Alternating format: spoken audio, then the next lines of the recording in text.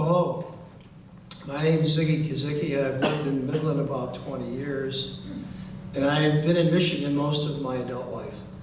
I'm a university professor. I'm a psychologist. I work over here at Mid-Michigan Health and actually with all of the affiliate hospitals for about 12 years. I'm in private practice in Saginaw at Mid-Michigan Neuropsychology. The reason I ran for this office was frustration, just like most of you have, with what's going on in Lansing and in Washington, but most importantly in Washington. Stephanie, my wife, and I do a great deal of research. We've been to Washington back and forth many times. We've been to congressional offices, and what we find there is really a lot of corruption. John Molinar is not responsive to most of the things that we've talked to him about. And the thing that really propelled me to run was we did research on the Tax Act that was passed by Congress, which is eventually going to lead to the closure of 54 Michigan hospitals, about 800 across the United States. That's preventable. It's one of the things I'd like to do in a bipartisan move the first year that I get into Congress. You should know that John Molinar is in his 5th year of Congress. That's the bonus year. When you get to the 5th year, you get a lifetime pension. You get paid the rest of your life the salary that you earned as a congressman. Now, you have to ask yourself this question. Did he earn that lifetime pension? So anyways, I'm asking you to vote for me August 7th. I have 4 children, 2 of which graduated from Midland High. I have 2 grandchildren. My daughter's a teacher.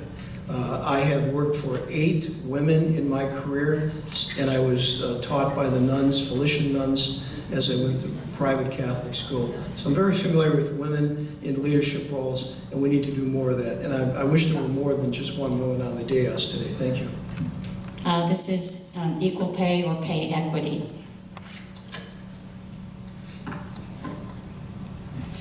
Women typically earn 20% less than men in the United States. For many women who are the heads of households and sole supporters of their families, this wage gap is significant. Explain your stance on the principle of equal pay for equal work with no gender discrimination. Boy, this makes me think. My mother was a seamstress. She worked piecework for the International Garment Workers Association. She worked long hours. She'd come home, take care of us, take care of my dad. My dad worked 2 shifts, 2 different jobs. They were immigrants. She didn't get paid what she deserved. She made all of these wonderful house coats that were sold in Sears. You probably have one hanging in your closet. You know, they're beautiful. She made them. She made them by the hundreds and got paid almost nothing. You know, and we're still doing that. And unfortunately, you know, for whatever reason, we haven't crossed that. And let me give you just some quick numbers here. This is Midland. Hourly wages, what they should be. Just ask any woman who's working in Midland if she gets any of these, or even a man. What we should be paying for 2 adults, 1 working child. So we have 2 adults, 1 working adult, and 1 child is $20 an hour. And that is to keep a person in a living wage. Poverty is $9 an hour. And that's really what we're paying. We're paying poverty wages many times to women who are single for whatever reason they have to raise children. And so they never get out of that situation. And I used to work for the Friend of the Court in Bay County, and it is amazing how many men do not pay their share of raising children. I mean, the court hearings I sat in, it just made me nauseous because many of these people were driving big new pickup trucks and so forth. So we have to realize that in 1972 we had Title IX. We had the Civil Rights Act back in the 60s. You know, by now we should have equality for women. We don't. And part of it is the federal minimum wage. It should be at about $20 an hour. That would help. It's one of the things I would vote for or work for in Congress. It will lift up all the women who are currently being underpaid, like my mother was years ago. Question number 2, and this is on a living wage question, which falls under gender equality. A living wage is a wage sufficient to provide the necessities and comforts essential to an acceptable standard of living. What measures would you support to assure a living wage for your constituents? Well, a couple of things that Congress could do. Of course, one is to reframe this question entirely, because if you look at where the wage is now, Congress has to subsidize through Medicaid or food stamps or something for all these people that aren't getting paid. It'd be much better if we gave them the money in some way through a living wage. But more importantly, I think we have to look at the structure here that puts women at a disadvantage. Most women work in service, education kinds of jobs that are low paying. We need to raise the amount of money those people, like my daughter, who teaches 10th grade English in Maryland, get paid. She's way underpaid for the kind of responsibilities and duties that she has. Teachers all over the United States are underpaid. You know, we need to make sure that there is a federal living wage for people who are working in any industry or in any occupation where there's federal money. So if federal money crosses the hands into a business, they have to live by whatever the federal minimum wage will be. And along with that, here's another thing we need to do. We need to retrain people. There are 2 million jobs in the United States that are looking for workers right now, but most of those jobs require additional skills. What we need is a massive re-education program for both adults and young people, and particularly focusing on women, giving them the kind of skills to move into the jobs that pay more, at the same time making sure that the federal wage is imposed on anybody who takes federal dollars. So eventually we bring the minimum wage up across the United States, and we also move women and other people into high-paying jobs, that we help them get there by this retraining program. It is something we could do in about a 5-year period. I think it could be a bipartisan approach. Thank you. Next question is on the Equal Rights Amendment, ERA, and this falls under gender equality. Michigan is on record for supporting the Equal Rights Amendment. If the Equal Rights Amendment, ERA, were before you today, what would your vote be and why? Well, I think women are becoming empowered. It's taking time. That's necessary. This isn't going to happen without women like Sarah getting elected, because we need votes in Congress, we need votes in the House, we need women speaking out on this. You know, 6% of the CEOs in the Standard & Poor's 500 are women right now. It's pretty dim. You know, it should be, what, 50% maybe? Would you think that would be a good number? When we look at U.S. senators, 23 out of 100 are women. When you look at representatives in Congress, 84 out of 535. Now, what we have to do is we have to build a bench. One of the things I'm going to do when I get elected is my chief of staff is going to be a woman, and I'm going to work with her to be elected to replace me. That's going to be the plan right from the word go, so that when I am ready to leave, which won't be that long, we'll have a woman in Congress from this district, and that person will be well placed to hold that seat. But more than that, we need to start thinking about our daughters, we need to start thinking about our grandchildren, and what can we do every day to speak out for them. The Equal Rights Amendment failed, partly I think because many people said women already have rights. What do they want more rights for? And we know that that's really a fallacy. It's a fallacy we have to challenge everywhere we see it. In every argument you get into with a person, if they say that the women are whatever they want to call them, or in some way different than men, we have to challenge them. We have to say that's not true. You're pushing a fallacy. We can do it one person at a time. The Equal Rights Amendment will come back. You will see it again, and I think it will happen once we get more women elected to Congress and to Senate. And that should be hopefully within the next decade. This next question deals with Title IX. Title IX prohibits discrimination based on gender. Excuse me, I am from Boston, and my ERs, I've been away for a long time, but I forget sometimes. Anyway. based on gender for educational programs and activities in federally funded schools at all levels. The present administration has proposed a 7% cut to Department of Education's staffing budget in the area of complaints. Explain your position on these cutbacks. Well, I just went through a Title IX training program at the University of Detroit, which all faculty and all administration and the maintenance people and anybody who comes in contact with students has to do.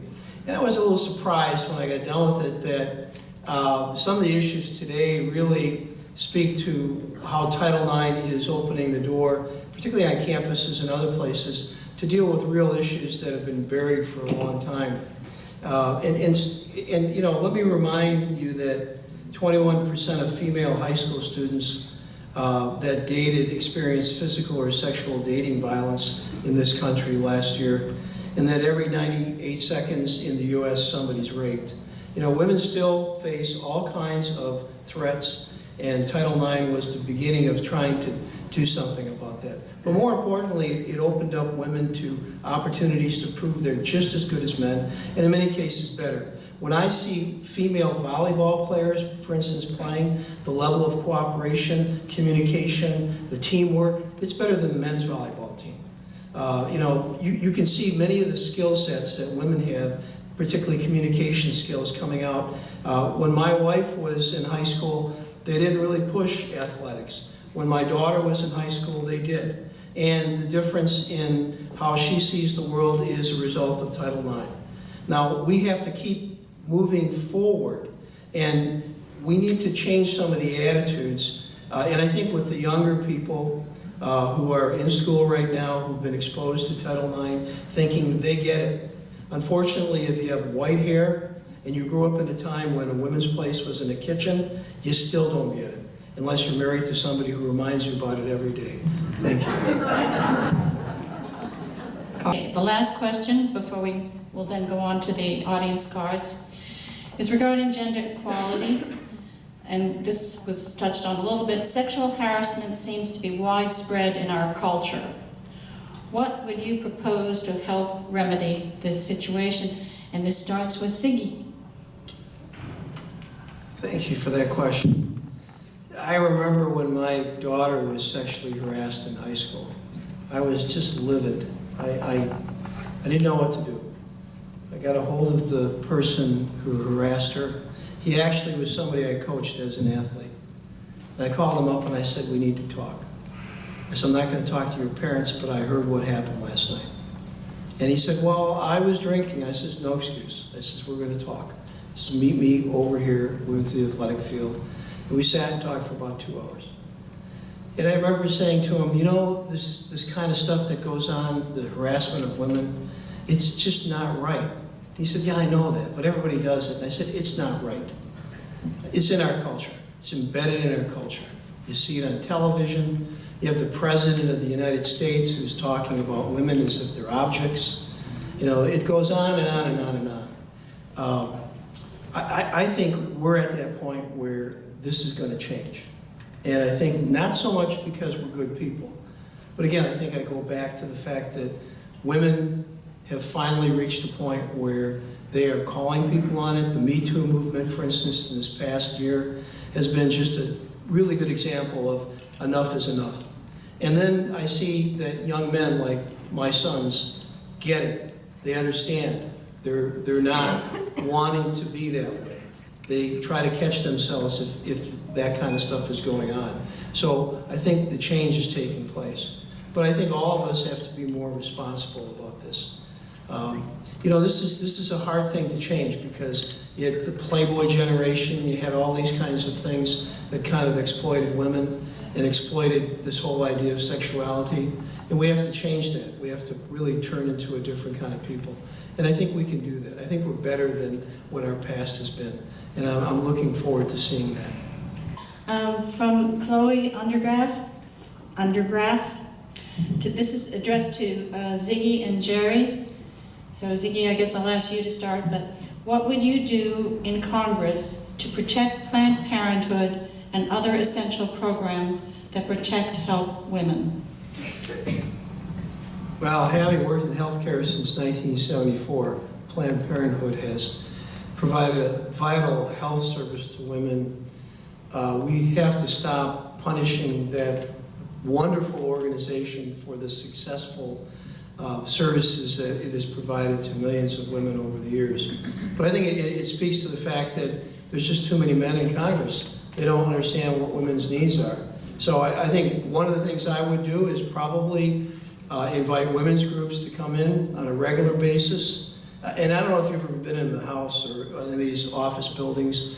You can get in there and you can walk the hallways, you can talk to people. I would bring in groups of women on a regular basis, and we would go visit the most egregious congressmen in the building or down the hall and pay a visit. I'd say, I want to bring some women from Michigan or Illinois or whatever here who are in favor of Planned Parenthood. I know you're voting against it. You have a very narrow mind, but these women are here in your office right now using your space because they want you to know that it matters. Maybe the congressman won't be there, but we'll pin some of the staffers against the wall, and we'll get them to understand that this is a personal issue. So that's one thing I could do, and I think you do that enough times, people will probably close their doors. But at any rate, that would be one thing. The other thing, I think, talk to moderate Republicans who may be on the fence about this, who may be willing to provide a different approach to this. And I think we need to debate this. We need to talk about the fact that this is not an abortion issue. This is an issue about women's right to choose. And that's a whole different story.